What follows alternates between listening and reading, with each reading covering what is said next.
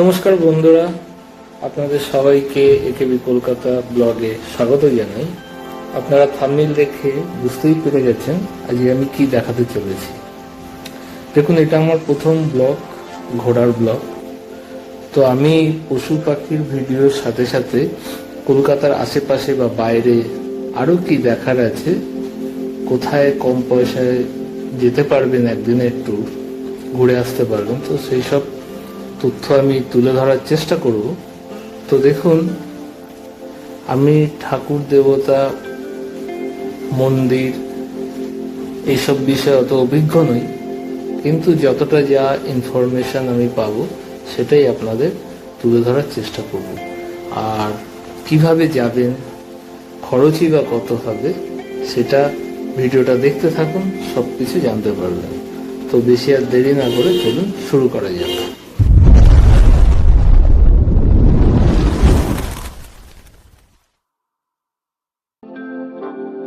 বন্ধুরা, আজকে আমরা মেইনলি কালনার 108টা শিব মন্দির দেখার উদ্দেশ্যেই এসেছি। তার সাথে রাজবাড়ি আছে, আরো কিছু কিছু মন্দির আছে, সেগুলো আমরা দেখব। তো সেগুলো দেখানোর চেষ্টা করব।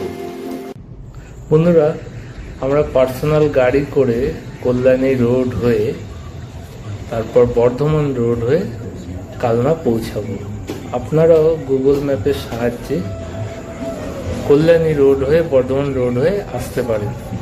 এটা সহজ রাস্তা এবং রাস্তাটাও ভালো।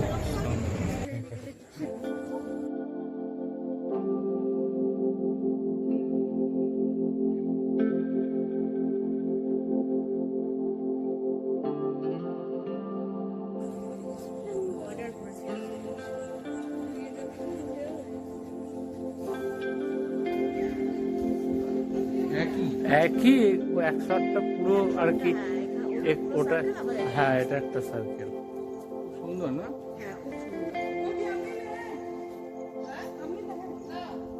হ্যাঁ, ফলো মি। আরে আমি তুলছি একটা। হ্যাঁ, আমারটা দিয়ে তো। হ্যাঁ, ওটা রেডি? হ্যাঁ। দাঁড়াও, মিডিয়াম ব্রাইটনেস।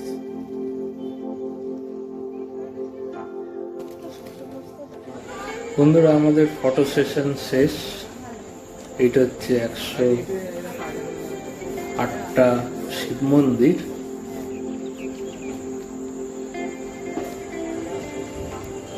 আমরা এখন বেরিয়ে যাচ্ছি। এর পাশেই রয়েছে রাজবাড়ি, তো সেখানেই আমরা যাব।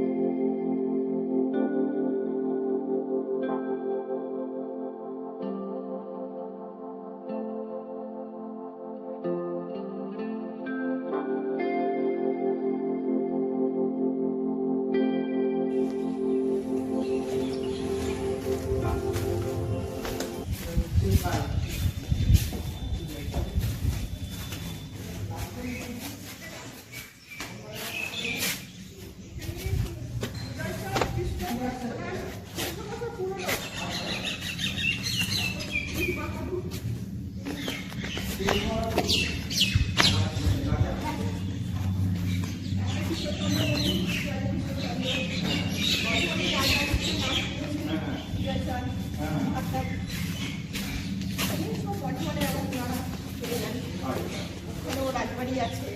ওখানে 101টা শিব মন্দির আছে। আচ্ছা আমাদের কালনায় যেমন 101টা শিব মন্দির আছে, বর্ধমানেও আছে। আচ্ছা 108টাই আছে। 108টাই আছে। আচ্ছা। আমাদের 108টা বেশি আছে। আচ্ছা 108টার ভেতরে রাউন্ডে আছে। হ্যাঁ রাউন্ডে তো আছে। সিঙ্গেল এগুলো সব একটা একটা করে আছে। সুন্দর জায়গা, খুব সুন্দর জায়গা, খুব সুন্দর। কি বলবো আন্টি, মানে এগুলো পাওয়া যায় না, এগুলো মেনটেন করা উচিত গভর্নমেন্টের আমাদের।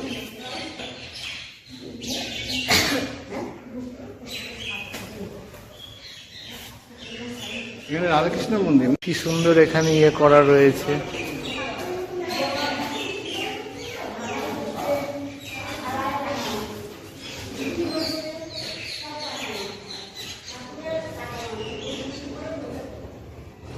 লালজি মন্দিরে রাধাকৃষ্ণকে প্রতিদিন ভোগ দেওয়া হয়, আপনারাও ভোগ গ্রহণ করতে পারেন, মাথা পিছু 100 টাকা।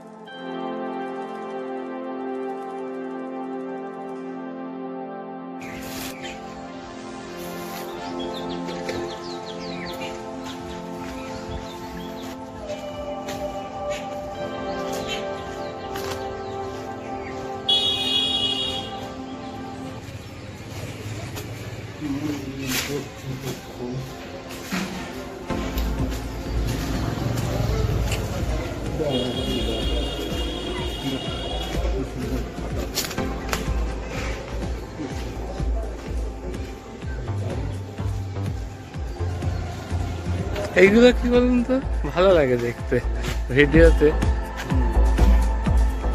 যদি আমার পাঠাবে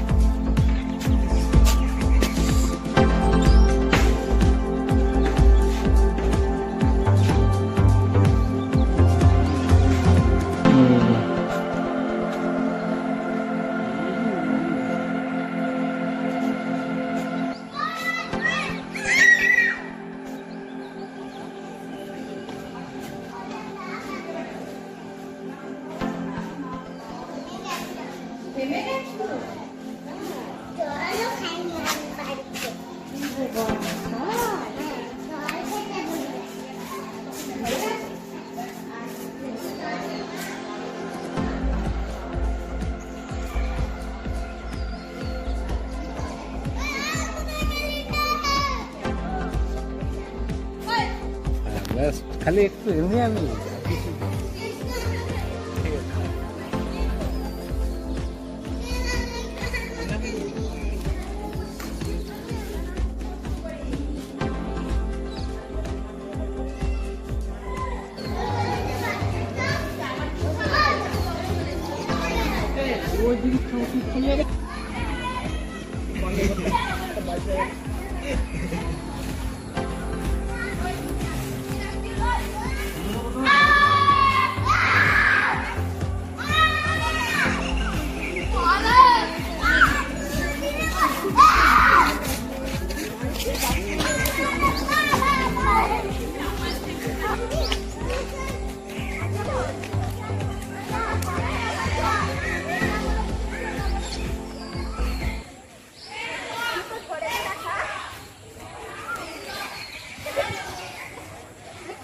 বন্ধুরা, এই মন্দিরে আসতে গেলে আপনাদের গুপ্তিপাড়া স্টেশনে নামতে হবে। ওখান থেকে অটো ধরে আপনারা এই মন্দিরে আসতে পারবেন। মাথা পিছু ভাড়া পড়বে 15 টাকা, ঠিক আছে? আর এই যে বাগানটা দেখছেন, এটা ঠিক মন্দিরের পেছনে, খুব সুন্দর পরিবেশ।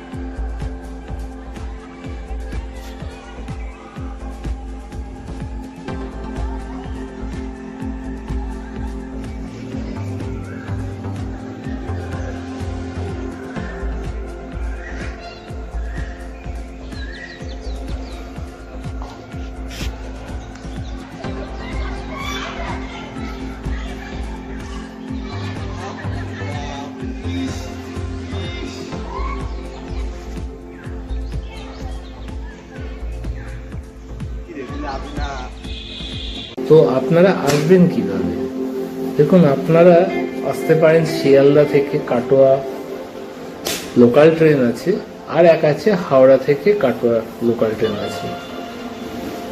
তো আপনারা ডাইরেক্ট যদি কাটোয়া ট্রেন না পান, আপনারা ব্যান্ডেল হয়েও আপনারা কাটোয়া লোকাল ধরে আপনারা কালনা স্টেশনে আপনাদেরকে নামতে হবে। তো কালনা স্টেশন থেকে আপনাকে টোটো ভাড়া করে আপনার 108 শিব মন্দিরে আসতে হবে।